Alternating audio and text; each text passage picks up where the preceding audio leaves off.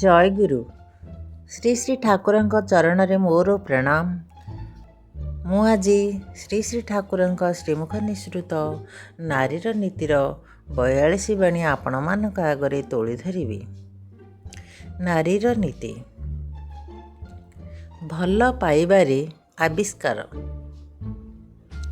ଏକମାତ୍ର ଭଲ ପାଇବା ହିଁ ତାହାର ପ୍ରିୟଙ୍କ ଜୀବନ, ଯଶ, ପ୍ରୀତି ଓ ବୃଦ୍ଧିକୁ ଉନ୍ନତି ପଥରେ ନେବାକୁ ହେଲେ କ'ଣ କରିବାକୁ ହେବ? ଆବିଷ୍କାର କରି ତାହା ବାସ୍ତବରେ ପରିଣତ କରିପାରେ।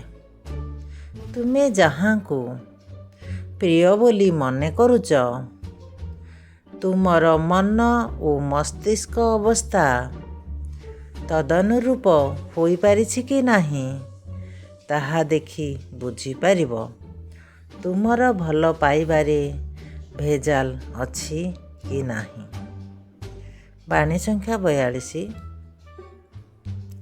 ପୁଣି ଥରେ। ଭଲ ପାଇବାରେ ଆବିଷ୍କାର।